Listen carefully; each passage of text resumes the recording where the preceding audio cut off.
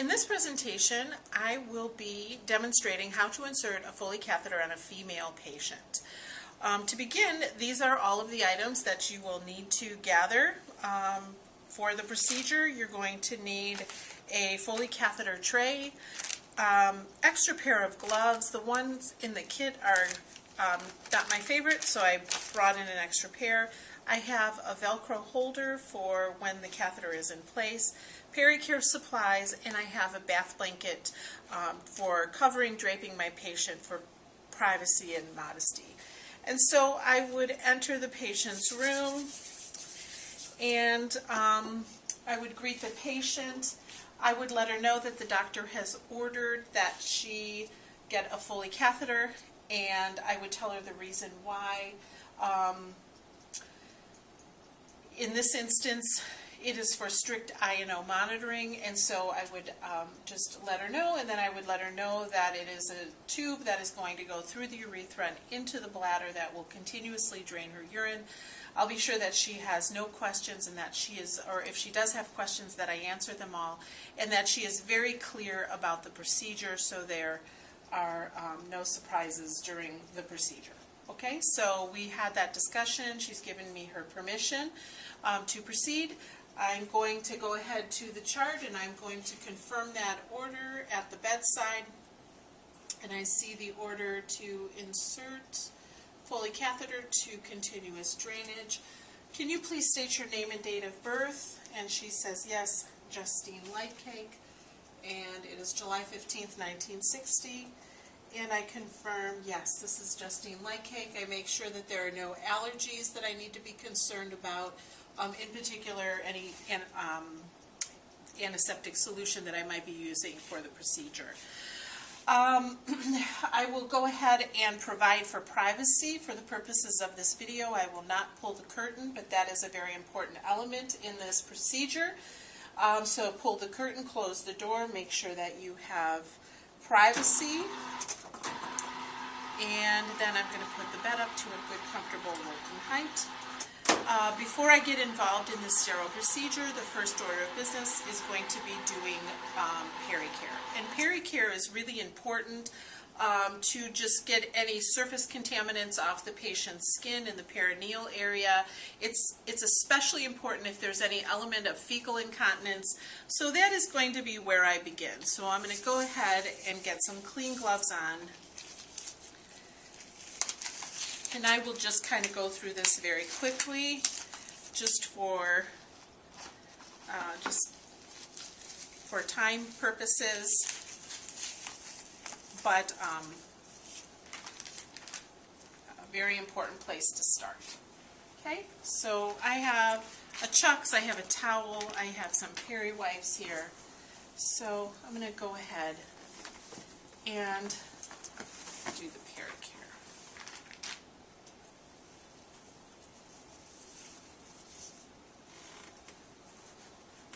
I'm just putting a towel down.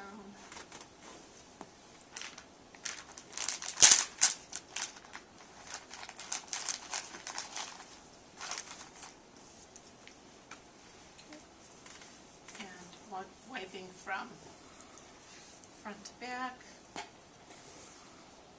in different parts of the washcloth, as many washcloths as I need to make sure that she's nice and clean.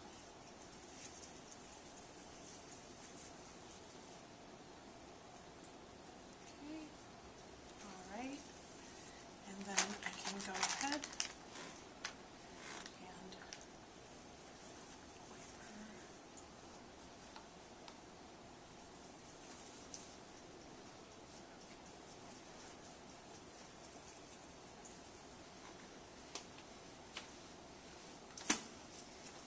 off to the side, take off my clean gloves, wash my hands. Okay, Mrs. Lightcake, we're getting ready. I'm getting ready to start the procedure, and so what I'm going to do now is I'm going to get you into the position that I need you to be in. So in this position is the dorsal recumbent position, so I'm going to take her bed linens and bring them to the foot of the bed. I will not be using those. Dorsal recumbent position is supine, knees bent, and hips slightly rotated externally outward in order to expose the perineum. I am going to take the bath blanket, and this is called a diamond shape draping, and I'm going to take the bath blanket and position it in the shape of a diamond with one point or corner at the head and one on either side of the leg, and then one in the middle. Okay? I'm going to take the corner that is on the side, and I am going to go under the leg, over the leg, and then use the heel to anchor it. Okay? I could certainly go to the other side of the bed if I need to, of course putting the side rail up first, but again, under and over, and then we anchor. Okay? So this kind of provides warmth and privacy, modesty, and so some variation of draping is important. If it's not perfect, don't worry about it, just so long as she is somewhat covered. Okay? And we'll keep her covered till we need to expose. Okay? All right. So now I'm getting ready for the to get involved in the sterile procedure. So I am going to clear my table off. I can clean my table with an antiseptic wipe.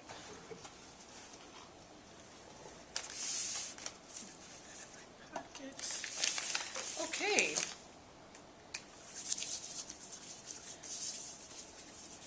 Remove the kit from the outer dust cover.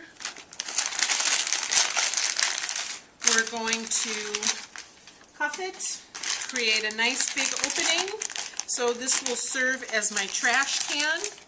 If you find that a little bit difficult, you could always open up a chucks like so and put it at the foot of the bed and discard on the chucks, and then just kind of close up the chucks when you're done and discard it. So a couple of options there. Okay. So I'm going to go ahead and I'm going to expose the genitalia here at this point in time, letting my patient know. With our female patients, it's always good to have someone to help you so that they can help support her legs, because this is a difficult position for some ladies, especially as they get older or if there's any element of arthritis. So having an extra person with you is always a good idea.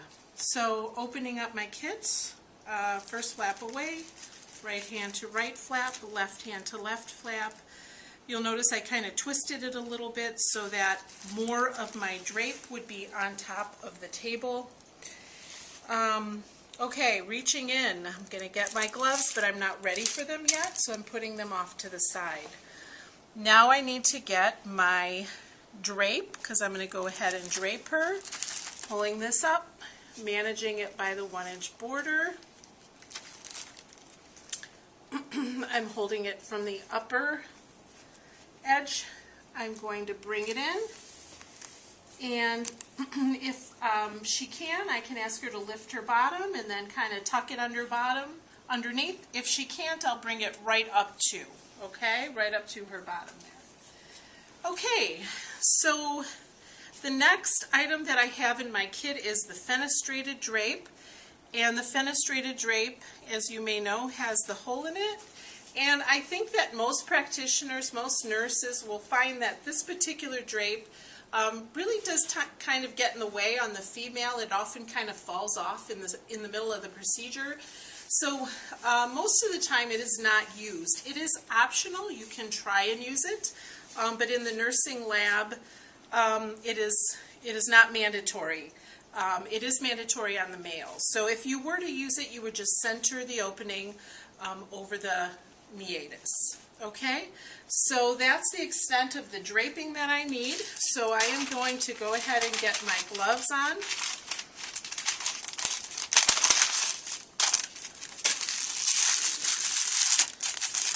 Making sure that I don't overlap my fields. I want to make sure that I have enough room for both of them.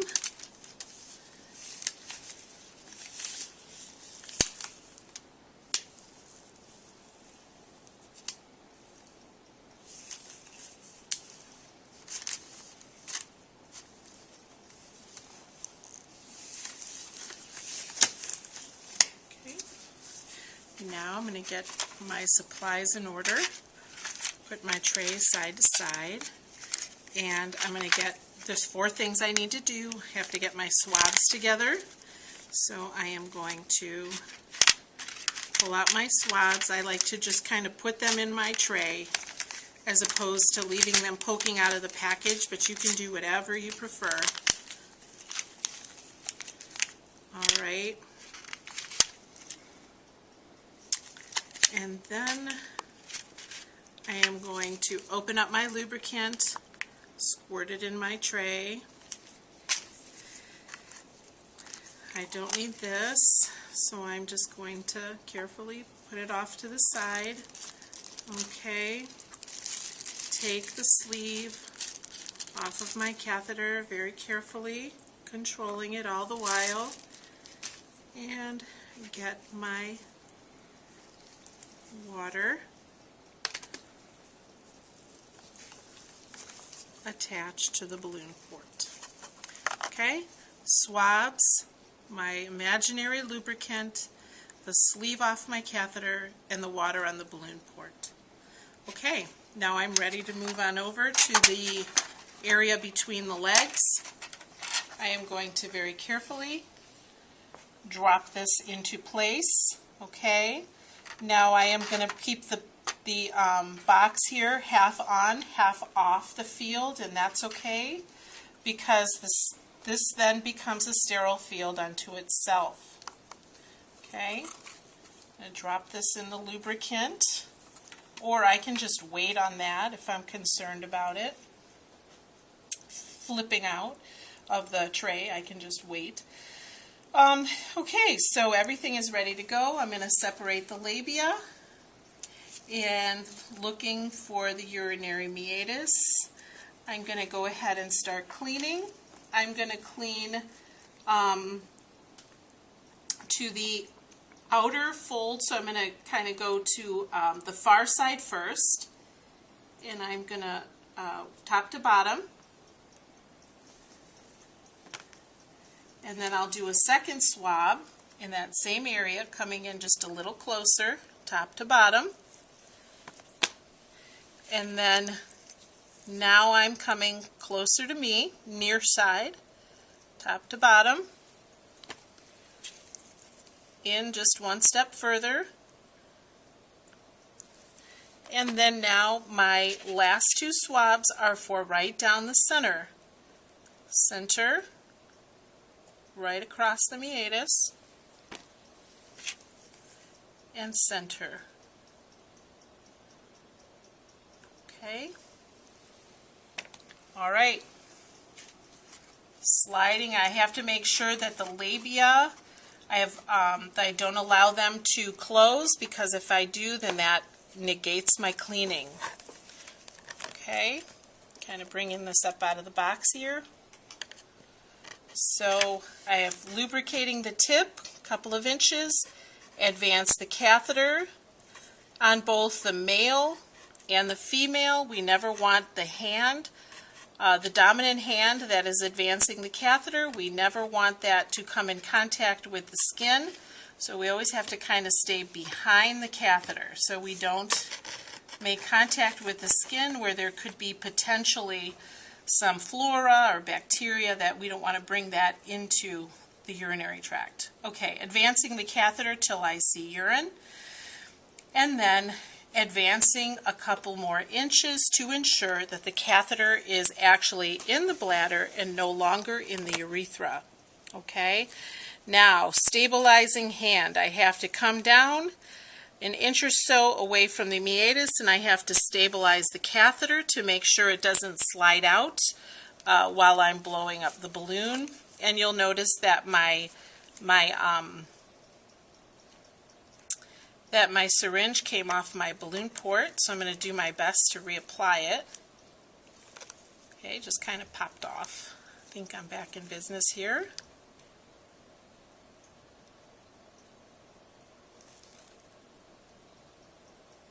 Blowing up the balloon, no resistance, no pain. Gentle tug, thumb pressure on the plunger, otherwise it will immediately refill. Okay, it is anchored in place. 2 hands, I take off the syringe. Okay?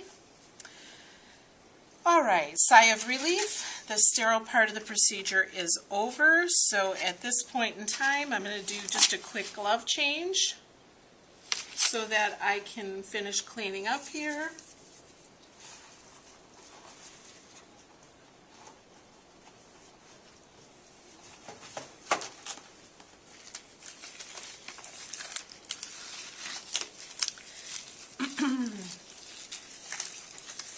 Okay, I'm going to grab that holder, and while she's still in the dorsal recumbent position, I could actually even put this on before we get started if I wanted to, so it's ready for me here. Okay, so we're going to secure the catheter to the inner thigh, and make sure she has enough slack to move her leg.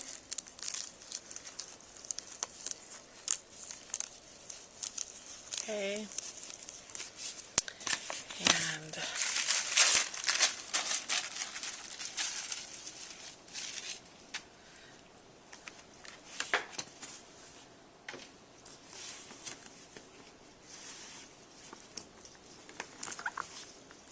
okay, straight shot. No dependent loops. We want to put this on the bed frame or on a certainly not on the side rail, and then we'll get her cleaned up and comfortable, and then we can go ahead and document the procedure.